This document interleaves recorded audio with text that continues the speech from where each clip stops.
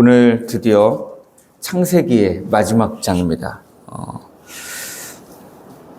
작년 12월 1일부터 시작해가지고 이제 거의 3달이 그래도 안 걸렸네요. 중간에 전교인 새벽 기도회나 말씀 사경회 때 다른 말씀을 전하기도 하고 했는데 어쨌든 3달이 안 걸려서 창세기가 끝났습니다. 오늘은 24절 말씀을 중심으로 하나님의 계획이라는 제목으로 말씀을 나누도록 하겠습니다. 요셉의 삶과 죽음을 보면 그의 전반부의 삶에 있었던 커다란 환난과 시련, 또 어려움들, 그리고 그 이후에 애굽의 총리가 되어서 그가 또 리더로서 애굽을 이끌어가는 그런 모습들을 우리가 발견하게 됩니다. 제가 새벽 기도 때 다루진 않았지만 흉년이 들었을 때에 이 애굽의 사람들이 양식이 없어서 이제 애굽에게 몇 번씩 찾아오는 그 과정을 통해서 애굽이 결국은 그냥 그 7년 대환란 기간 동안에 애굽 사람들을 잘 먹이고 그래서 나라가 유지되게 하고 여기에서 멈추는 것이 아니라 애굽의 토지법을 세워나가는 그런 모습을 볼 수가 있습니다. 그래서 많은 이스라엘 백성들이 아니고 애굽 백성들이 전부가 다 바로에게 5분의 1의 세금을 내게 만드는 그런 토지법을 만드는 그런 모습을 볼 수 있습니다. 그렇게 애굽의 총리로 살면서 이제 110세가 되어서 요셉이 죽게 됩니다. 그런데 이제 제가 여기서 보려고 하는 것은 특별히 24절 말씀인데요. 요셉이 마지막 유언하는 내용입니다. 이 유언의 내용을 보면서 유언을 통해서 요셉이 바라봤던 그 하나님을 우리가 더 이해하고 같은 마음으로 신뢰했으면 좋겠다라는 생각을 가지고 이 말씀을 살펴보려고 하는 것입니다. 요셉의 유언을 살펴보시면 요셉이 이렇게 이야기합니다. 그의 형제들에게 이르되 나는 죽을 것이나 이렇게 이야기합니다. 나는 죽을 것이나. 요셉은 이제 자기가 죽는 것을 잘 알고 있습니다. 자기가 죽더라도 계속되는 하나님의 계획과 하나님이 신실하게 약속을 지켜나가신다라고 하는 사실을 고백하는 거죠. 그러니까 나는 죽더라도 하나님의 약속은 계속된다라고 하는 이야기입니다. 그리고 나서 하나님이 당신들을 돌보실 것이다. 나는 죽더라도 하나님이 당신들을 계속 돌보시는 이유는 뭡니까? 하나님이 약속하셨기 때문입니다. 하나님이 신실하시기 때문입니다. 하나님이 요셉의 하나님이실 뿐만 아니라 이스라엘 전체의 하나님이시기 때문에 그런 것이죠. 오늘 우리가 붙잡을 것도 바로 그것입니다. 요셉은 우리가 보는 이 시점에서도 이미 죽었죠. 그럼에도 불구하고 여전히 살아계시는 하나님이, 여전히 믿음의 자녀들의 하나님이 되시는 우리 하나님께서 우리와 함께 하시면서 우리를 돌보시고 계시다라고 하는 사실입니다. 그 하나님이 우리를 홀로 내버려 두지 않으시고, 우리가 엊그저께 말씀 가운데 우리가 그런 말씀을 나눴잖아요. 하나님이 그 눈으로 하나님의 백성들을 살피시고 그 귀로 하나님의 백성들의 부르짖음을 들으신다고 우리 하나님 약속하셨는데, 그 하나님이 지금도 여전히 그 눈으로 보고 그 귀로 들으시면서 우리를 돌보시고 계시다라고 하는 사실입니다. 그리고 나서 세 번째 또 이야기하는 내용이 그겁니다. 당신들을 이 땅에서 인도하여 내시리라 하는 것입니다. 그래서 어디로 갑니까? 그래서 약속의 땅으로 인도하여 가시겠다라고 하는 것입니다. 그러니까 요셉은 알고 있었던 거죠. 이 애굽이 잠깐의 피난처라는 사실을 알고 있었다라는 거예요. 잠시 잠깐 하나님이 이 땅으로 옮기셨지만 다시 종래에는 하나님이 원래 약속하셨던 가나안 땅으로 이스라엘 백성들을 다 이끌고 가실 것이다 라고 하는 것입니다. 우리는 때로 지금 이 육신의 몸을 입고 사는 이 집이 우리의 영원한 집인 줄 알고 그렇게 살아갈 때가 있습니다. 그럼에도 불구하고 하나님이 잠시 잠깐 우리가 육신의 몸을 입고 살게 하시지만 결국에는 하나님의 집으로 우리를 이끌어 가시죠. 그 하나님의 집으로 이끌어 가실 때에 여러분 기쁨으로 가시겠습니까? 아니면 정말 정말 가기 싫은데 이 집에 더 있고 싶은데 억지로 가시겠습니까? 예. 이스라엘 백성들이 애굽 땅에 있다가 가나안 땅으로 갈 때 억지로 갈까요? 아니면 정말 기쁨으로 갈까요? 기쁨으로 가야 되는 게 맞죠. 네. 어떻게 보면 애굽 땅에서 이제 요셉이 죽고 난 다음에 요셉을 모르는 왕들이 일어났을 때에 그 다음은 어떻게 됩니까? 이스라엘 백성들이 종의 삶을 살게 됩니다. 종의 삶을 살면서 큰 고통과 어려움 속에서 하나님께 막 부르짖죠.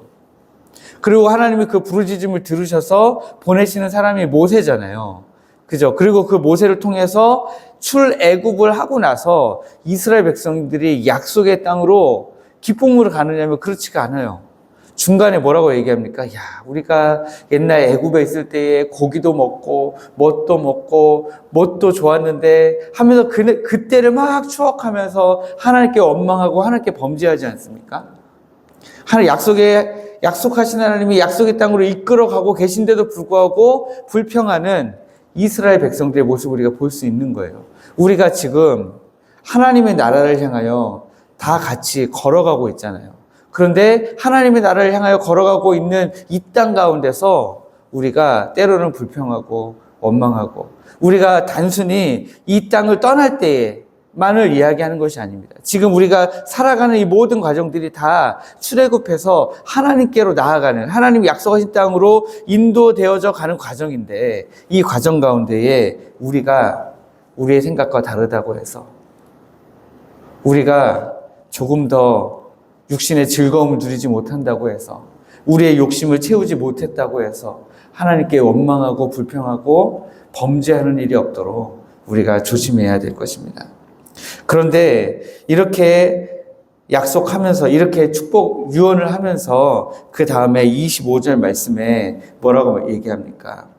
요셉이 이스라엘 장손에게 맹세시켜 이르는 겁니다. 맹세를 시켜요. 뭐라고 맹세시킵니까? 하나님이 당신들을 돌보시리니 여기서 하나님이 약속하신 땅으로 인도하여 나아갈 때에 누굴 데리고 나가라는 거예요? 뭘 가지고 나가라는 겁니까?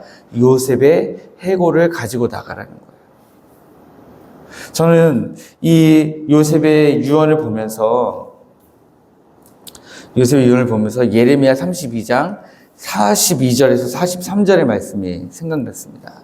제가 한번 읽어드릴게요. 여호와께서 이와 같이 말씀하시니라. 내가 이 백성에게 큰 재앙을 내린 것 같이 허락한 모든 복을 그들에게 내리리라. 너희가 말하기를 황폐하여 사람이나 짐승이 없으며 갈대아인의 손에 넘긴 바 되었다 하는 이 땅에서 사람들이 밭을 사되 이렇게 이야기합니다. 무슨 말씀입니까? 예레미야는 눈물의 선지자잖아요. 왜 눈물을 흘리고 다녔습니까? 이스라엘이 멸망할 것이다. 하나님의 심판을 예고하고 다녀야 되니까, 예언해야 되니까 눈물이 나는 거예요. 제가 만약에 택정교회에 와가지고 목회하면서 어느 순간에 하나님이 말씀을 주셔가지고 여러분 이제 택정교회가 문을 곧 닫습니다. 우리가 그동안 너무 범죄해서 하나님이 징계하십니다. 여러분 이제 다른 교회로 가십시오. 해야 되는 순간이 온다면 제 눈에서 눈물이 안 날까요? 정말 너무너무 슬플 거잖아요. 지금 예레미야 선지자가 그런 거예요.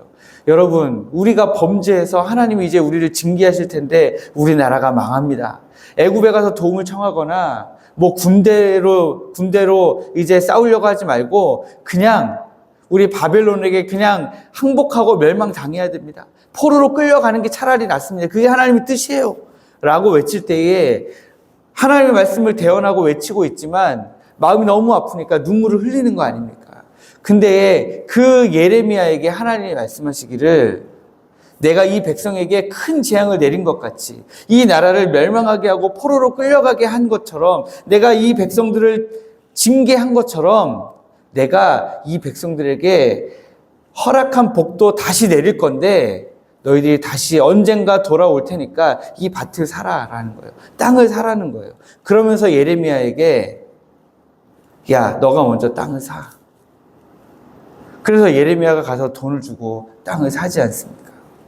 지금 요셉도 마찬가지입니다. 하나님이 반드시 당신들을 돌보시고 당신들을 향한 약속을 지키실 텐데 그때에 내 해골도 메고 올라가라. 내 해골도 약속의 땅으로 돌아가게 하라. 여기서 죽을 수밖에 없지만 나도 약속의 땅에 가서 묻히고 싶다라는 거 아닙니까? 그리고 하나님이 반드시 그렇게 하실 것이다라는 믿음을 가지고 죽는 거 아니겠습니까? 그리고 너희들도 그 믿음을 가져라 하는 것이에요. 이스라엘 백성들에게 하나님이 반드시 너희들을 메고 돌아가게 하실 것이니까 그걸 믿어라 하는 거예요. 근데 그 믿음의 상징으로 주는 게 뭡니까? 내 해골을 메고 올라가라. 오늘 우리는 어떤 믿음을 가지고 있습니까?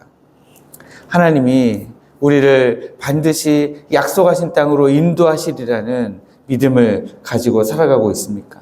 하나님이 반드시 우리를 돌보시리라는 사실을 우리가 믿고 있습니까?